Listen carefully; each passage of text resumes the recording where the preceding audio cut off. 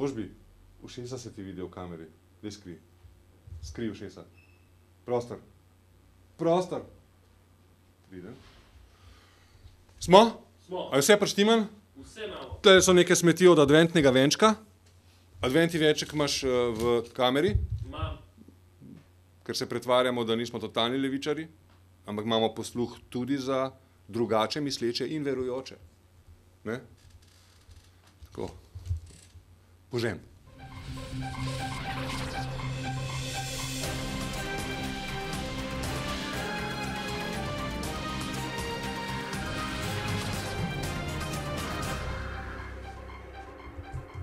Dober dan. Iz ljubljanskega studia 136, to so vesti na vesti. Prva novica, novica dneva. Poslušajte to. Okoljski minister Karl Erjavec je v času vodenja obrambnega ministrstva, se še spomnite, zavajal slovensko javnost. Kakšna novica, kaj? Sej ne moreš verjeti. Pa kdo bi si mislil? Pa kdo bi si mislil, da bo ta Erjavec s tem poštenim obrazom, s to simpatično govorno napako, da bi lahko zavajal slovensko javnost? Pa kako je to možno? Ožbi, a ti kaj veš? A? Ne moreš verjeti. Novica dneva. Potem, ko je vlada zdela dokumentacijo o nakupu oklepnikov Patria umaknila oznako zaupno, je namreč postalo dokončno jasno, da konfiguracija oklepnikov ne zadošča za doseganje nacionalnih ciljev in ciljev Zveze NATO.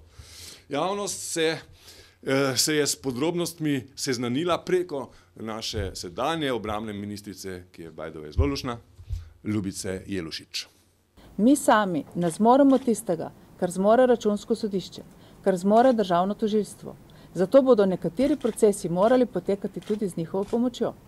Zato se ne bomo postavljali v njihove vloge in tudi ne bomo nikogar obsojali vnaprej, dokler ne bomo imeli jasnih in trdnih podatkov o tem, kdo je kaj v tem procesu povzročil. Nažalost je pa za politike včasih premalo prostora za kaznovanje politične neodgovornosti. To je pa drugi del procesa. Brigadir Dragan Bavčar, odkot mi je že znano to ime? Bavčar. Kaj že to? Vem, da je... Dirkač Formule Ne,1. nekaj je bilo... Ne vem, najbrž sem kaj pomešal. Bavčar. Brigadir Dragan Bavčar je ob tem priznal, da se je zavedal, da kupljena oborožitev ne dosega zahtevane bojne moči. Zatrdil pa je, da je na to opozarjal odgovorne. On je opozarjal, ampak niso poslušali. In mi je lepo rekel, poslušajte, s Patrijem je nekaj narobe. Pa ga ni noben slišal. Noben ga ni hotel slišati. Ker kupljena vozila nimajo potrebne konfiguracije, pa je ministrica že napovedala pogajanje o spremembi pogodbe s Patrijo. Dodala je, da se bomo zaradi neizpolnjevanja obveznosti do NATO posipali s pepelom in doživljali kritike. V kakšnih težavah smo se znašli. Ampak spet pa moramo razumeti, da čisto od vsega ne moramo odstopiti. Slovenija ne bo mogla odstopiti od bojne skupine, pa če se zgodi karkoli. Mi moramo imeti bojne zmogljivosti. Zato pravim, da moramo nadaljevati z opremljanjem Slovenske vojske na način, da pridemo do bojnih zmogljivosti. Ni druge poti. Če ne, nas ni. Kdo pa smo potem, če nimamo bojnih zmogljivosti? Gospodarski minister Matej Lahovnik je komentiral še vedno aktualno imenovanje Dimitrija Rupla.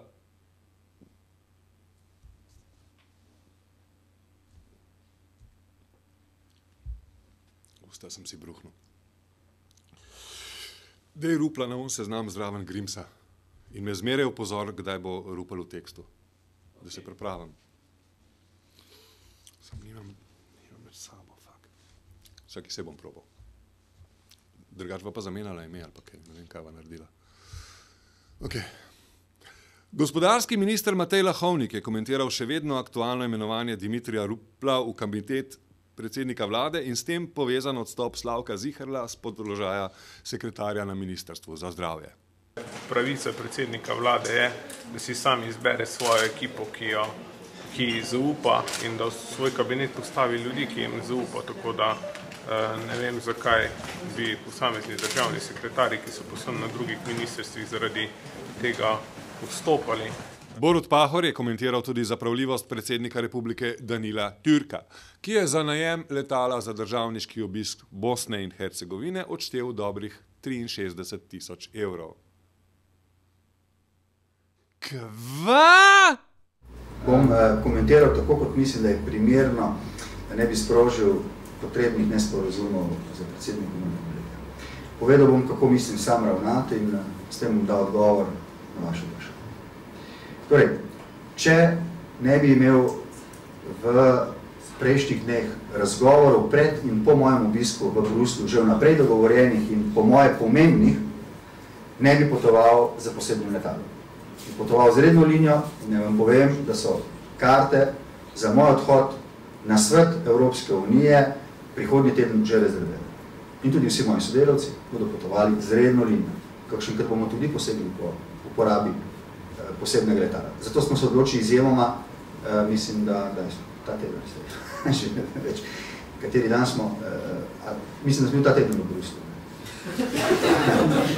Ta teden ste bili v Bruslju, gospod premijer, naslednji teden boste ponovno v Bruslju in vmes boste še malo v Sloveniji. Hvala lepa. Komentar dneva, drugo iz serije adventnih premišljevanj, Robert Friškovec, duhovnik v zaporu.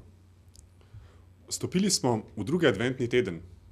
Lahko opazujemo paradoks adventnega časa, hitenje ljudi od trgovine do trgovine, razmišljanje o tem, kakšna darila bodo kupili in na drugi strani želja po miru. Ali me lahko vsa moja opravila vodijo k notranjemu miru? Naj nas v to razmišljanje popelje pravzaprav drugo pismo še nerojenega otroka. Dragi prijatelj, teden je naokoli in ponovno sem se odločil napisati ti nekaj vrstic. Slišal sem, da je navada med ljudmi, da se najprej vprašate, kako si. Upam, da si v redu in da že nestrpno pričakuješ moje rojstvo. Si sploh predstavljaš, kakšen sem? Kako majhne so še moje roke, noge in glava? Ampak nekoč bom zrasel tako kot ti. Moje roke bodo lahko pomagale drugim, moji koraki bodo vodili k sočloveku. Moj pogled bo pozoren na stisko ljudi in moja usta bodo oznanjala življenje. Prav tako si predstavljam tvoje roke, noge, tvoj pogled in tvoje besede. Bodi moj vzor in pokaži mi, da je ta svet lahko lep. Bodi tudi ti skupaj z menoj ustvarjalen in vsak dan naredi nekaj lepega s pomočjo tega, kar si in kar imaš. Ne obupaj, če drugi ljudje okoli tebe niso takšni. Tudi ti se lahko rodiš v vsak nov dan, ki ti je podarjen. Mislim na te. Ne pozabi tudi ti na mene. Nerojeni otrok. Zanimivo se mi zdi, kako nas lahko pravzaprav otroci spominjajo, da morajo naša dejanja imeti vsebino, ki gradi. Da pravzaprav niso prazna dejanja, ampak dejanja, ki nas napolnjujejo naprej in nas pravzaprav vodijo do ljudi in napolnjujejo ljudi okoli nas. Naj bo v tem tednu to naša pot, ko pravzaprav prižigamo že drugo adventno svečo.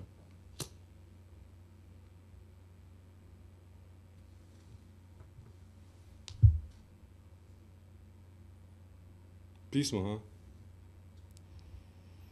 Kako smo svinčnik not spravil? Kam? Slovenija, Slovenija, Slovenija. Kulturac. Naš Domen Ožbot se je z Matejo Polšak-Furlan, koordinatorko festivala novomedijske umetnosti Pixel Point, sprehodil po mestni galeriji v Novi Gorici. To je projekt slovenskega umetnika Janeza Janše, ki je pripravil nekoliko drugačen pogled na Zemljo, namreč uporabil je Google Earth in preko satelitskih posnetkov predstavil pogled, ki ga je pred uporabo satelitov na Zemljo imel izključno in samo Bog. Iva Babič in Petra Govc sta v Cankarjevem domu premierno uprizorili predstavo Zaciklani. Jaz že 6 mesecev nisem bila na nobenem smeku. Že 9 mesecev nisem spala z moškim in za danes mi je prijateljica iz službe zritala, da se dobim z nekom, ki mi pošilja zelo drage linije iz okrevanja, da nas liljaka, da ne omenjam, da sem skušala za 3 kile, da sem vas zlezla v tole obleko. Govori o 2 ženskah, ampak pravzaprav meni še bolj govori o 2 posameznikih, kdorkoli bi že to bil, v enem urbanem svetu, ki se srečata in malo začutite v bistvu to neko osamljenost, v kateri živimo v enem takem sicer natrpanem mestu, kjer hodimo pravzaprav en mimo drugega. Še vreme? Nasvet za vinogradnike, za trgatev je bržkone že prepozno. Iz ljubljanskega studia 136, tu so bile vesti na vesti.